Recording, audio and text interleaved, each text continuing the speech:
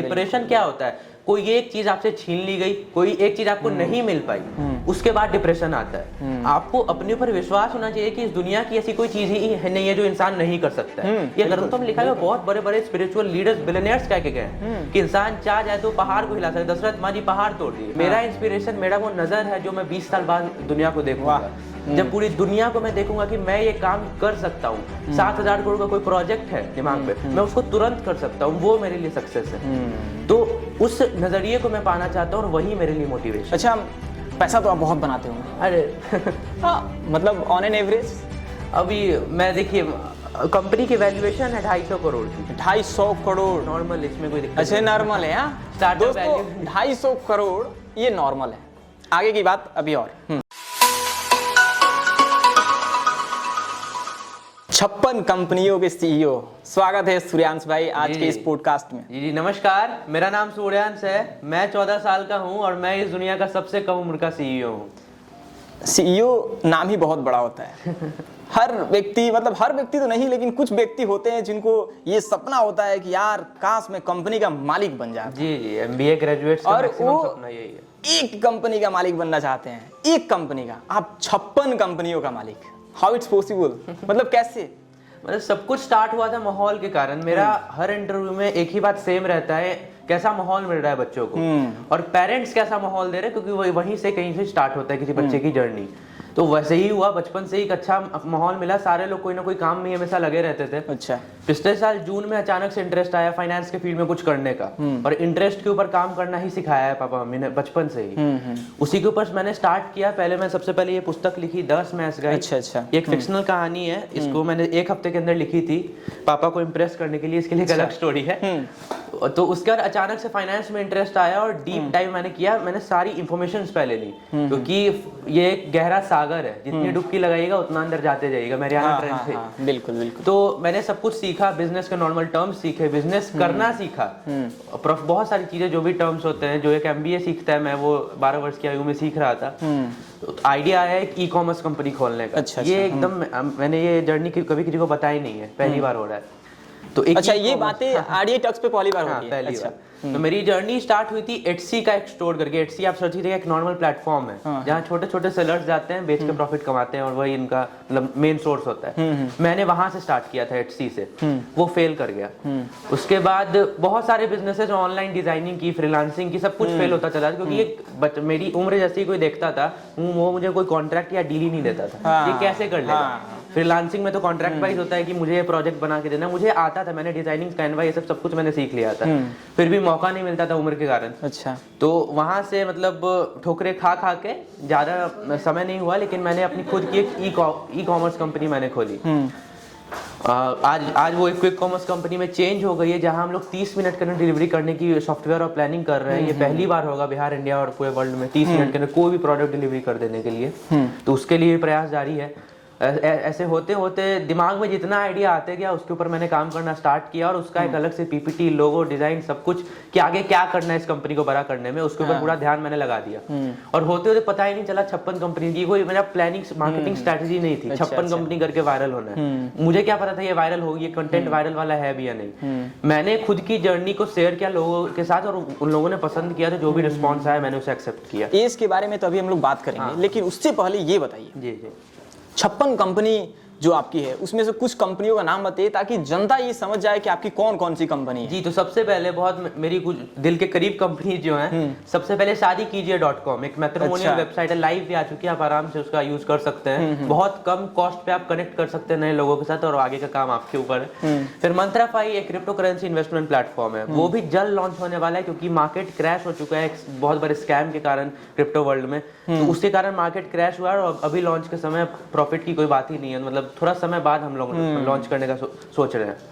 ऐसे ही बहुत सारी कंपनी, जैस एक्सप्रेस हमारी खुद की मीडिया कंपनी भी आने वाली है। अच्छा, ऐसी तमाम, जैस पे हमारी खुद की पेमेंट सर्विसेज कंपनी हो गई, जिप्सी कैब्स हमारी राइड शेयरिंग कंपनी होगी, उसके ऊपर भी सॉफ्टवेयर और सब कुछ स्ट्रेटेजीज बन के रेडी है, बहुत जल्द लॉन्च हो जाएगा वो भी। तो ये बहुत सारी कंपनीज है, जितना आइडिया आ जाएगा उस पे काम करना स्टार्ट करें। एक एज एंटरप्रेन्योर, आप एक एंटरप्रेन्योर हो, इज आपके लिए कोई मैटर नहीं करता है? कोई मैटर नहीं करता, लेकिन समाज के लिए और आज के बहुत ऐसे लोग हैं जिनके लिए एज मैटर करता है कि यार 14 साल का है, ये क्या करेगा, और वही 14 साल का लड़का 56 कंपनियों का मालिक बन जाता है और इतिहास रच देता है। How do you feel about this? मतलब अच्छा तो लगता है, और समाज को मैं बस यही कहना चाहूंगा, उम्र का कोई देखिए कोई दायरा नहीं होता है। आप एक मैंने 14 साल की उम्र में स्टार्ट किया, इससे पहले मैंने 12 साल की उम्र में एक्चुअली स्टार्ट किया, अभी मेरी उम्र 14 है। मुझसे भी कम एज के बच्चे बिहार में आपको मिल जाएंगे, आप इसी फील्ड से बिलोंग करते हैं। कोई कोई बहुत ज्यादा टैलेंटेड है, कोई कैलकुलेशन में बहुत आगे है, कोई आवाजें निकाल लेता है 70-80 प्रकार की। बिल्कुल। तो ये भी एक टैलेंट है और इसलिए शायद वो वायरल भी हुआ। तो आप समझ सकते हैं, मैं बस बिहार की बात कर रहा हूँ, टैलेंट भरा पड़ा है और उसको निकालते हैं। ऐसी जैसे मीडिया कंपनी जो भी हो गई, वो उनको बाहर निकालती है, पूरी दुनिया के सामने लाके खड़ा कर देती है। उसी की जरूरत थी बिहार को 20 साल 25 साल पहले, जो अब हो रहा है। अगर ऐसा होता तो बिहार को आज सबसे पिछड़ा राज्य माना जाता है 60% लिटरेसी रेट के साथ। आप समझ सकते हैं कितना बुरा लगता है। मैं अपनी क्लास 10 की इकोनॉमिक्स की किताब पढ़ रहा था, उसमें मैंने देखा 3 स्टेट को कंपेयर किया जा रहा था, हरियाणा को, जम्मू कश्मीर और बिहार को। सबसे खराब रेटिंग बिहार को वहां मिली। 60% लिटरेसी रेट, यहाँ इतनी मतलब बच्चे मर जाते हैं पैदा होने के बाद। तो ये सब देख के बुरा भी लग रहा था, क्योंकि बिहार में टैलेंट भरा पड़ा है, उसको कोई मौका नहीं दे रहा है आगे बढ़ने का। और मेरा यही कहना है कि युवाओं की नीति ही समाज की स्थिति सुनिश्चित करती है, और यही मेरा कहना है। जो यंगस्टर्स चाह जाएंगे वही इस देश को करना पड़ेगा लार्ज स्केल पे। आप खुद से आवाज उठाइएगा, आपको देख के 2 करेंगे, 100 करेंगे, 1000 करके पूरे देश को बदल देंगे। मेरा यही मानना है। कंपाउंडिंग होता है हर एक चीज में। अच्छा, आप एक चीज बताओ। जी जी श्रेयांश भाई, मोटिवेशन और डीमोटिवेशन होता है। हाँ। जब आप स्टार्टिंग कर रहे थे, तो जैसे आपका एज 14 है, और उस एज में जब आप प्रस्ताव रखते थे, नहीं लोग बोलते थे कि यार 14 के एज में क्या करेगा, तो उस वक्त एक मतलब ना बॉडी में एक वाइब्रेशन होता है, एक सेंसेशन होता है उस वक्त कि बहुत डिमोटिवेशन फील होता है। यार लगता है ना कि मैं कामयाब हूँ, मतलब मैं काबिल हूँ, मैं ये काम कर सकता हूँ, लेकिन सामने वाला एज को लेकर जज कर रहा है यार। उस समय गिल्ट बहुत होता है। हाँ, तो उसको आप कैसे हैंडल किए, क्या महसूस कर रहे थे उस वक्त? शुरुआत में देखिए, ऐसा पहले बार में सक्सेसफुल कोई नहीं होता है। मैंने स्टार्ट करने से पहले पूरे 6-7 महीने डीप रिसर्च की थी, केस स्टडीज मैंने देखी। सबके अंदर एक चीज कॉमन था कि वो फेल बहुत बार हुए हैं। तो फेल कर करके लोग सीखते हैं, पहली बार में कोई सक्सेसफुल नहीं होता। और मेरा यही मानना है, और हमेशा ऐसा ही होगा, क्योंकि भगवान भी चाहते हैं आपको ठोकरे लगे जिससे आप मजबूत बने, तब आगे आप कुछ बड़ा कर सके अपने लाइफ में। मेरी एटसी स्टोर फेल हुई, मैंने फ्रीलांसिंग में अपने आप को मैं फेल महसूस करने लगा। अंत में जाके बिजनेस में आया तो 56 कंपनीज ग्रो करने की मेरे अंदर कॉन्फिडेंस आ गई कि मैं इसे बढ़ा सकता हूँ, क्योंकि आगे बहुत सारे हर्डल्स और आने वाले हैं। 56 एक कंपनी में लोगों को टेंशन हो जाता है, बीपी शुगर सब कुछ हो जाता है, यहाँ 56 कंपनी है। तो इसकी कॉन्फिडेंस मेरे अंदर आ चुकी थी। आपने कहा डीमोटिवेशन, तो मैक्सिमम यूथ आज डीमोटिवेटेड है। क्यों? क्योंकि वो ऑनलाइन ऐसी ही स्टोरीज देखता है, जैसे कि कोई भी बड़ा बिलियनियर है, कोई बड़ी कंपनी खरीद ले रहा है, इतने पैसे वो हर सेकंड का कमा रहा है, लेकिन वो नहीं देखता है कि 20 साल पहले वो रात रात भर अकेले काम करते थे, कोई और उनकी मदद नहीं करता था। आप एग्जांपल ले लीजिए इलॉन मस्क का, आज वो ट्विटर खरीद रहे हैं। सारे लोग कह रहे कितना पैसा है, 3.5 लाख करोड़ एक सोशल मीडिया कंपनी को खरीदने में उन्होंने लगा दिया 1 से 2 महीने के अंदर। लेकिन उसके पीछे वो उनकी कहानी में 2 मिनट आपको शेयर करना चाहूंगा। पेंसिल्वेनिया की यूनिवर्सिटी में उनका एडमिशन हुआ था, स्टैनफोर्ड में भी बहुत ब्रिलियंट स्टूडेंट थे। 2 दिन के अंदर एक नए स्टार्टअप आइडिया के लिए उन्होंने उतना बड़ा ऑफर, उतना बड़ा कॉलेज रिजेक्ट कर दिया। इसके पीछे का कारण आप क्या समझते हैं? एक ही बात का, क्योंकि उनके अंदर गट्स था, कॉन्फिडेंस था कि वो आगे अपने स्टार्टअप को लेके आगे बढ़ सकते हैं। और वही कंपनी आज पेपल के नाम से जानी जाती है। 400 बिलियन पाकिस्तान के जीडीपी से ज्यादा वर्थ है उसे एक अकेले स्टार्टअप की आज भी। तो समझ सकते हैं, अगर वो 2 दिन और पढ़ लेते तो वो स्टार्टअप ही आइडिया खत्म हो जाता। आज हम लोग ऑनलाइन इंटरनेशनल ट्रांसफर ही नहीं कर पाते बैंक के द्वारा। रिस्क लेना पड़ता है, और इतिहास में ऐसे लोग हर बार पैदा होते हैं। हर सैकड़ों साल में एक इंसान आता है जो पूरी दुनिया को रिवोल्यूशनाइज करके चला जाता है। मैं अपने आप को भी उतना काबिल नहीं मानता जो मैं आपको कहूं कि मैं पूरा रिवोल्यूशन लेने आया हूं, लेकिन मैं अपना प्रयास जरूर करूंगा।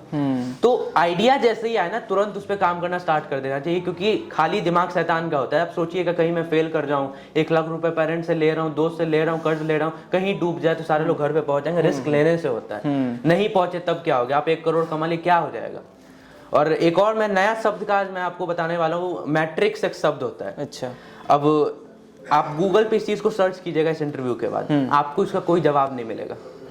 अब क्यों नहीं मिलेगा? मैं किसी भी एक संगठन, किसी भी गवर्नमेंट का नाम नहीं लेना चाहूंगा, लेकिन मैट्रिक्स एक ऑर्गेनाइजेशन होती है। अच्छा। जो लोगों के मानसिकता को बांध के रखने का काम करती है। आप नॉर्मली इसे समझ सकते हैं, आप ऑनलाइन सर्च कर लीजिए, आपको नहीं मिलेगा। हम खुद की जिंदगी नहीं जीते हैं, हम ऐसी जिंदगी जीते हैं जो समाज हमें जीने को कहता है। और इनडायरेक्टली गवर्नमेंट कहता है। बहुत लोग के गवर्नमेंट के ऊपर भी आवाज उठाते हैं, ये गलत कर रहे हैं, ये सही कर रहे हैं, लेकिन उनके बिना हम कुछ नहीं है, उनके कारण ही हम लोग हैं। कोई भी रिप्रेजेंटेशन होता है, कोई भी बड़ी कंपनी, कोई भी बड़ी ऑर्गेनाइजेशन बड़ी होती है, सबसे बड़ा हाथ किसका होता है? गवर्नमेंट सपोर्ट का। अब इसको आप डायरेक्टली लीजिए, इनडायरेक्टली लीजिए, लेकिन सपोर्ट रहता है गवर्नमेंट का। तो उनको खराब बोलने से पहले आप खुद को सुधारिए, वो भी सुधर जाएंगे एक समय आने के बाद। सूर्यांश भाई यार, मैं 23 का हूँ, आप 14 के हो, मतलब 14 है। अब डिफरेंस देखो यार, यहाँ पे हमको लग रहा है 9 साल का डिफरेंस है। हाँ, और देखो आप एंटरप्रेन्योर हो, मेरा लाइन दूसरा है, मैं इसमें मास्टर हूँ, आप इसमें मास्टर हो।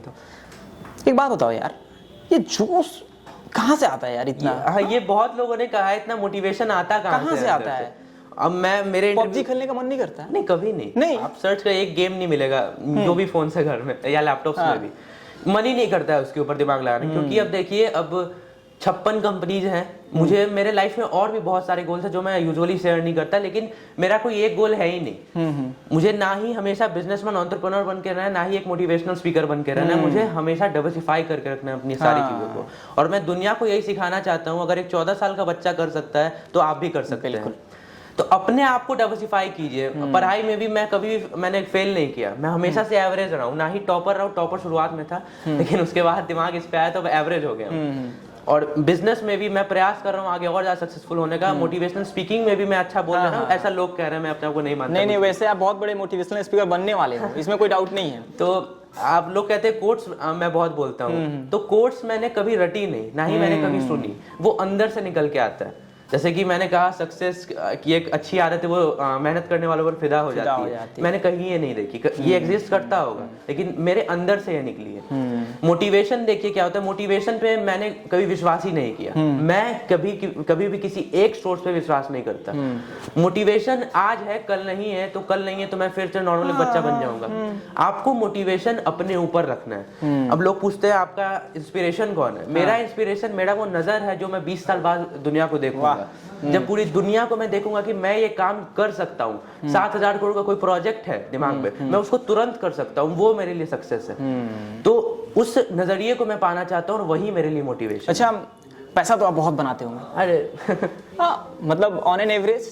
अभी मैं देखिए, कंपनी की वैल्यूएशन है 250 करोड़ की। 250 करोड़ नॉर्मल, इसमें कोई दिक्कत अच्छा, नॉर्मल है। स्टार्टअप दोस्तों, 250 करोड़ ये नॉर्मल है, आगे की बात अभी और। हाँ, तो इतनी की वैल्यूएशन आई है। अभी तो सारी कंपनीज लॉन्च होने वाली है, उसके बाद रेवेन्यू प्रॉफिट से सब देखा जाएगा। अभी मैं एंजॉय कर रहा हूँ प्रोसेस को, कोई अच्छा, एक चीज है, एज ए एंटरप्रेन्योर एक क्वेश्चन आपसे जरूर बनता है फाइनेंस के बारे में। पूछिए। आज के हर युवा को ये बात पता होना चाहिए कि अगर मेरे पॉकेट में 100 रुपया है तो उसे हमें कहाँ यूज करना चाहिए। तो आप इसको किस नजरिए से देखते हो, और आज के जो युवा ये वीडियो देख रहे हैं उसको आप क्या संदेश देना चाहोगे कि पैसे कैसे यूज करें, और फाइनेंस की एजुकेशन कितनी इंपॉर्टेंट है? हाँ, मेरे लाइफ में एक सबसे बुरी टिप मुझे किसी इंसान ने दी थी कि सेव करने से लोग अमीर होते हैं। सेव करो, मिलियनेयर बन जाओगे 10-15 सालों में। सबसे बुरी टिप मेरे लाइफ की है। सेव करने से कोई बड़ा बना ही नहीं। बैंक में मैं आपको एक फाइनेंशियल ज्ञान दे रहा हूँ, बैंक में आप एफडी के रूप में पैसा डिपॉजिट करवाते हैं, कुछ परसेंट 8-9% रिटर्न आ जाता है। आप उसमें खुश हो जाते हैं कि मेरा पैसा कम से कम बढ़ तो रहा है। ये जो होता है ना, कम से कम बढ़ रहा है, ये उसी समय आपको गिरा देता है। लाइफ में आप कुछ नहीं कर सकते उस पैसे के साथ। आपको इतना नॉलेज गेन करना होगा, और ये मैं सरकार को ही कहना चाहता हूँ। आप कहाँ देखते हैं शेयर मार्केट का कोई बड़ा इंस्टीट्यूट आपको दिख रहा है? क्रिप्टो करेंसी का कोई बड़ा इंस्टीट्यूट आपको दिख रहा है? आप मुझे बता दीजिए। एक जगह नहीं पढ़ाया जाता है फाइनेंस के बारे में। तब लोग चाहते हैं कि स्कैम्स कम हो, लोन से वाले जो आजकल स्कैम्स हो रहे हैं बहुत ज्यादा, वो कम हो। तो कैसे होगा? आपके पास तो जानकारी ही नहीं है ना। कोई आके कह दे रहा मैं आपको इतने पैसे दे दूंगा, अपनी कंपनी के शेयर दे दो, आप तुरंत दे रहे हो, पैसा आया नहीं, शेयर्स भी चले गए। ये सब स्कैम्स हो जाता है। आपके पास नॉलेज सफिशिएंट होना चाहिए। आप ऑनलाइन रिसर्च करो। मैंने आज तक 1 रुपया भी खर्च नहीं किया है। जो भी नॉलेज मेरे पास अभी आया है, फ्री में सब कुछ अवेलेबल है। और इंटरनेट आप भी अच्छे से समझते हैं। बिल्कुल, इंटरनेट पे क्या नहीं मिल जाता है, अच्छी सारी चीजें मिल जाती है। तो उसका आपको यूज करने की भी नॉलेज आपके पास होनी चाहिए। भटक जाते हैं लोग, देखने जाते हैं कि कैसे मैं पैसे को इन्वेस्ट करूं, देखने लग जाते हैं कोई मीम्स वाइन्स वीडियो। तो आपको उस प्रकार से अपने आप को मोटिवेट करना है, उस नजरिए के लिए मोटिवेट करना है कि आप सही जगह अपना दिमाग लगा पा रहे हैं। अब जैसे कि आपने कहा 100 रुपए कहाँ लगाने, इतना दिमाग आपके पास होगा तब ना कि आप 100 के 200 1000 बना सकते हो स्टॉक मार्केट में लगा के। आप छोटा सा बिजनेस कर सकते हो। एक बनिया हर समय व्यापार की तरह ही सोचते रहता है। वो सोचता है कि एक उसका एक फ्रेंड था, मैं एक स्टोरी बताता हूँ, ये दो बनिए की कहानी है। एक बनिया था और एक और कोई अलग बिजनेस फैमिली का था।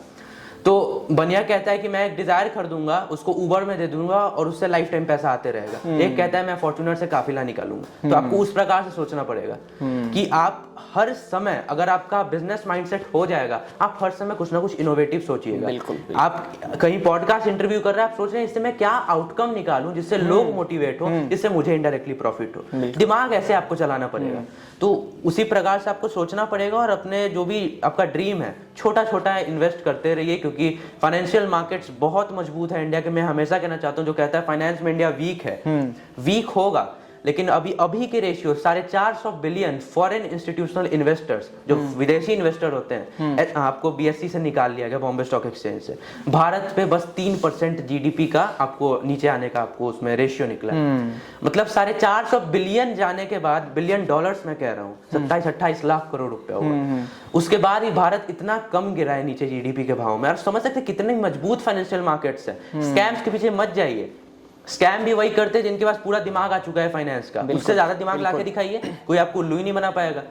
मैं उस दिन मैं इंस्टाग्राम स्क्रॉल कर रहा था, मुझे एक रील दिखी, कह रहा था 1000 रुपए इन्वेस्ट करो 1 लाख मिलेंगे 2 दिन में।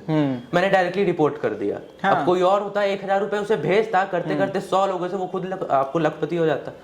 आपको सोचना पड़ेगा, ऐसे ही बैठे बैठे कुछ नहीं हो जाता। अच्छा सूर्यांश भाई, एनर्जी के बारे में तो आप बहुत अच्छे से अवेयर हैं। एनर्जी जो ऊर्जा होती है, एकदम हर व्यक्ति के पास अलग अलग ऊर्जा है। हाँ। आपके पिताजी के पास अलग ऊर्जा है, आपकी सिस्टर के पास अलग ऊर्जा है, आपकी मम्मी के पास, सबके पास अलग अलग है।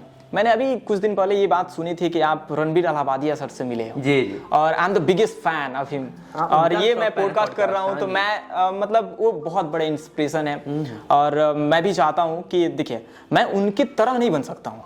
मैं मुन्ना पंडित की तरह बनना चाहता हूँ। वही मानसिकता इस देश में बस वो इंस्पिरेशन है। हाँ जी, वहां से इंस्पिरेशन मिला है कि मुझे ये करना है।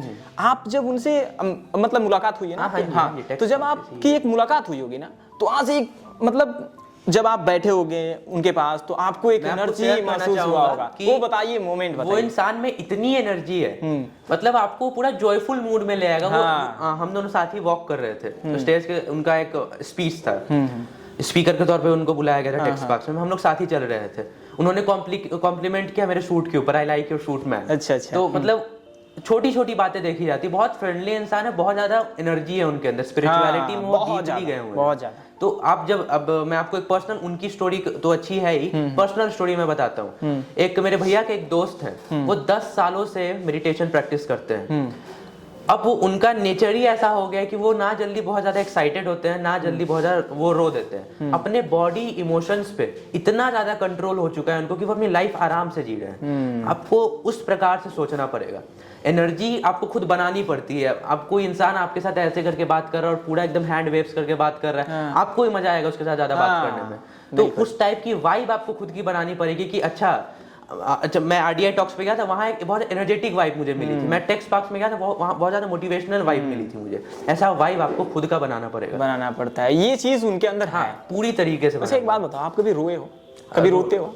हाँ, मुझे बहुत समय, मैंने बोला मेरे इमोशंस के ऊपर मुझे बहुत ज्यादा कंट्रोल है। मैं एक्साइटेड भी जल्दी नहीं होता हूँ, मैं जल्दी रोता भी नहीं हूँ। अब रो के क्यों दिखाना है, सामने वाला कमजोर आपको समझेगा ही। तो उसके सामने तो कम से कम अच्छा बने, अकेले में रो लो भले ही जाके, सामने में तो अच्छा दिखाना है ना अपने आप को। उस प्रकार से मैं सोचता हूँ। आज के बहुत ऐसे युवा हैं, थोड़ा सा कुछ हो जाता है मतलब बोलते हैं कि यार मेरी तो जिंदगी ही खत्म हो गई, बहुत बड़ा पहाड़ गिर गया मेरे ऊपर, अब मैं नहीं कर सकता हूँ, मेरे अंदर वो ताकत नहीं है, मेरे को वो धोखा दे दिया, मेरे को वो धोखा दे दी, बहुत सारी चीजें। और वहां पे उनको आता है डिप्रेशन। हाँ, अंदर ही अंदर वो घुटन होने लगती है उनको। आपके साथ ऐसा कभी हुआ है? कभी नहीं। मैं इन सब चक्रों में पड़ा ही नहीं हूँ। मेरा डायरेक्ट एक ही पॉइंट है मेरे लाइफ का कि लाइफ में मुझे उस नजरिए तक पहुंचना है। और मैं कैसे ही पहुंचूं, मैं 56 कंपनीज के द्वारा पहुंचूं, मैं एक ऑथर बन के पहुंचूं, या फिर एक IIT कानपुर का स्टूडेंट बन के। अच्छा, ये जो चीज होता है मतलब लोगों के साथ, जो आज के युवा के साथ होता है, उन लोगों के लिए आप क्या कहना चाहोगे? मेरा यही कहना है, देखिए आप किसी एक चीज, एक मटेरियलिस्टिक चीज पे अगर आप भिरे हुए हैं कि इसके द्वारा ही मेरी जीवन है, मेरा जीवन कट रहा है, अगर वो चला जाए इंसान, चाहे वो कोई भी हो, आपकी गर्लफ्रेंड हो, आपकी वाइफ हो, कोई भी हो, इतना ज्यादा निर्भर किसी पे नहीं होइए कि उसके जाने से आप अफेक्ट हो जाएं। आप सेल्फ मेड बनिए। बहुत लोग कहते हैं सेल्फ मेड बनने के पीछे सैकड़ों लोगों की मेहनत होती है। भाई इंसान ने अकेले ठाना, उन सैकड़ों लोगों को कन्विंस किया कि आप मेरे साथ चलो, तब जाके वो एक बिलियनियर बना या मिलियनियर, कुछ भी लाइफ में एक सक्सेसफुल इंसान बना। आपको उस प्रकार सोचना पड़ेगा। डिप्रेशन क्या होता है? कोई एक चीज आपसे छीन ली गई, कोई एक चीज आपको नहीं मिल पाई, उसके बाद डिप्रेशन आता है। आपको अपने ऊपर विश्वास होना चाहिए कि इस दुनिया की ऐसी कोई चीज ही नहीं है जो इंसान नहीं कर सकता है। ये ग्रंथों में लिखा है, बहुत बड़े बड़े स्पिरिचुअल लीडर्स, बिलियनियर्स कह के गए हैं कि इंसान चाह जाए तो पहाड़ को हिला सकता है। दशरथ मारी पहाड़ तोड़ दिए। इससे ज्यादा कि आपको पहाड़ तो नहीं तोड़ना है ना, किसी आइडिया पे काम करना है, किसी लाइफ में बड़े एग्जामिनेशंस को क्रैक करना है। आपके अंदर वो कॉन्फिडेंस होना चाहिए। अच्छा एक बात बताओ, पढ़ाई लिखाई कहाँ तक की हो भाई? अभी मैं क्लास 10th में हूँ और IIT कानपुर का मैं स्टूडेंट हूँ, सर्टिफाइड ब्लॉकचेन एक्सपर्ट कोर्स। अच्छा एक बात बताओ आप कि इतनी सारी एनर्जी है, हाँ। एक पिता के लिए ये रहता है ना कि मेरा बेटा कामयाब हो जाए, एकदम। हाँ, और आप कामयाब नहीं, आप मचा रहे हो, फोड़ रहे हो जिंदगी में। पिताजी को कैसा लगता है? कैसा बहुत प्राउड। और मैं डायरेक्टली कहता हूँ, पेरेंट्स के सपोर्ट के बिना मैं कुछ भी नहीं था। जैसे कि मैंने कहा कि पूरी दुनिया मुझे रिजेक्ट करी थी कि ये कैसे कोई प्रोजेक्ट बनाएगा, फ्रीलांसिंग में ही मैं छोटी सी स्टार्ट में, उस समय से यहाँ तक मेरे पेरेंट्स ने पूरा सपोर्ट दिखाया है। हर दिन मूड, मैं जब रात भर काम करता हूँ, मेरे पेरेंट्स और मेरे एक और अंकल, वो हमेशा बैठ के बातें करते रहते हैं। एक ऐसा माहौल कॉमेडी का बना देते हैं कि मेरा भी मन लगा रहता है काम के ऊपर, कि मैं सो ना जाऊं। तो वैसा है, एक बैकग्राउंड सपोर्ट मेरे पीछे है। तो अकेले मैं कहता हूँ सेल्फ मेड, सच में सैकड़ों लोगों की मेहनत उसके पीछे होती है। सूर्यांश भाई को एक वर्ड में डिफाइन करना हो तो क्या करोगे? मेरा एनर्जेटिक, मैं अपने आप को ये मानता हूँ हर चीज में। वो तो है 100%। और एक एम्बिशियस, लाइफ में कुछ भी करना है सोच लेता हूँ तो वो पूरा प्रयास रहता है करके रहना है। ओवरऑल क्या टारगेट है लाइफ में? कितना $1 बिलियन बना लेना है? ये तो बनते जाएगा ना जर्नी में। 56 ये जो आप बिजनेस में आ गए तो बिलियन ट्रिलियन कुछ नहीं होता है। करते जाओ, 100 करोड़ कमाओगे, 1000 करोड़ कमाओगे, ये अब आपके स्ट्रेटेजीज पे डिपेंड करता है। यहाँ अगर आ गए हैं, कुछ ना कुछ करके ही जाइएगा बिजनेस में, तो इसका कोई टेंशन नहीं है, वो तो आते रहेंगे। लेकिन मेरा गोल हमेशा से एक ही है, 10,000 या 1 लाख करोड़ रुपए मुझे नहीं कमाने। सच में बोल रहा हूँ, मुझे 1 लाख लोग ऐसे बनाने हैं जो खुद की 1-1 करोड़ की कंपनी चला रहे हो। तो मैं उसी समय अपने आप को एक बिलियनियर मान लूंगा कि 1 लाख लोग मेरे द्वारा अगर बन रहे हैं, तो इतना प्राउड, वो मेरे लिए एक सक्सेस होगा। मुझे लगता है कि आप अपने जीवन के हर एक उस सेकेंड आप यूज करते हो। हाँ, और समय की वैल्यू बहुत, मतलब बहुत बड़ी चीज है। हाँ, तो आप जो आए RDI टॉक्स पे, तो आपने समय दिया, आप अपने जीवन के बहुत कीमती समय दिए यहाँ पे। आपको कैसा महसूस हो रहा है अभी? कैसा लग रहा है मेरे से बात करके? आप मतलब इतना ज्यादा एनर्जेटिक वाइब है और मुझे बहुत मजा आता है इस टाइप के इंटरव्यूज में, जो डायरेक्टली मैं कनेक्ट कर रहा हूँ आपसे, आपकी फीलिंग से, आप जहाँ से आए उस जगह से मैं कनेक्ट कर रहा हूँ। तभी आपकी एनर्जी बाहर निकल रही है। तो ये बहुत अच्छा प्लेटफॉर्म मुझे लगा। बहुत अच्छे से आप सवाल पूछते हैं, एकदम आपको टू द पॉइंट रहता है, और सामने जो भी बैठा है ना, उसको मतलब नहीं कहते एक इंटरव्यू ऐसे कुछ हमें डर भी लगते रहता है, वो कुछ एकदम फ्रेंडली माहौल है। जो दिमाग में आ रहा है, जो सही लग रहा है बोलो, आपको सवाल आ रहा है अच्छे से जवाब दो, इस टाइप का फ्रेंडली माहौल हो जाता है। बहुत अच्छा लगा, बहुत आगे जाने वाला है, मेरा प्रेडिक्शन गलती नहीं होता। अरे बिल्कुल, एक चीज है कि सूर्यांश भाई, पता है पॉडकास्ट का मतलब ही होता है यार कि भाईचारा, दोस्ती जैसे बात करना। हाँ, अब मैं 4 क्वेश्चन रेडी करूंगा और आऊंगा आपसे पूछूंगा, सूर्यांश भाई ये बताओ, बस वो that is called a interview, that is called not a podcast. हाँ, पॉडकास्ट का मतलब ये होता है यार खुल जाओ, ओपनली टॉक करो वहां पे, तभी पॉडकास्ट हो सकता है। अब से रणबीर अलहाबादिया सर हैं, वो आप देखते हैं कैसे मतलब खुलकर पूरा A to Z, कुछ भी वहां पे बाउंड्री नहीं है कि हमें ये बातें नहीं करनी है, वो बातें नहीं करनी है, रेस्ट्रिक्शन ही नहीं है। तो same is here on RDI talks, reality देखो इंडिया, जहां मुझे एक्सप्लोर करना है फैक्ट्स, और बहुत ऐसे जो लाइफ में बहुत अच्छा कर रहे हैं। और ये पॉडकास्ट के माध्यम से ना, एट द एंड क्या होगा, आप सबसे ज्यादा इंटेलिजेंट पर्सन हो गए रूम। हाँ, ये तो बात है। सैकड़ों लोगों की जानकारी आपके पास आ चुकी है, और आप फ्रेंडली वे में कहते हो तो आपको हमेशा याद भी रहेगा। मैंने आज जो भी कहा है, आप भले ही 10 साल बाद एक आपको लाइन टू लाइन याद नहीं, लेकिन आपको मीनिंग जरूर याद रहेगा कि एनर्जी मेंटेन रखनी है और मोटिवेशन के साथ काम करना है। ये बात कभी नहीं भूल सकते। और आप जितने भी बड़े बड़े हस्ती के बाद, जितने भी बड़े बड़े लोग के पास गए होंगे अभी तक, वहां से आपको जो नॉलेज मिली है वो लाइफ टाइम रहेगी, इसलिए आप बहुत ज्यादा आगे भी इंटेलिजेंट होते जाइएगा। Thank you so much. और सूर्यांश भाई, आपका बहुत बहुत धन्यवाद कि आप RDI टॉक्स पे आए और अपने जीवन की बहुत कीमती समय निकालकर RDI टॉक्स पे दिए। और इस पॉडकास्ट से बहुत ऐसे लोग हैं जिनका मेंटालिटी बदलेगा, सोचने का तरीका बदलेगा, पैसे कमाने का तरीका मिलेगा। इसके लिए आपको तहे दिल से बहुत बहुत धन्यवाद। दोस्तों ये है हमारे 56 कंपनियों के सीईओ। ये वीडियो से आपको क्या सीख मिलता है आप लोग कमेंट बॉक्स में जरूर कमेंट कीजिएगा, और ऐसे ही पॉडकास्ट देखने के लिए आरडीआई टॉक्स को जरूर सब्सक्राइब कीजिएगा। Thank you so much for watching this video. Will be back in next video.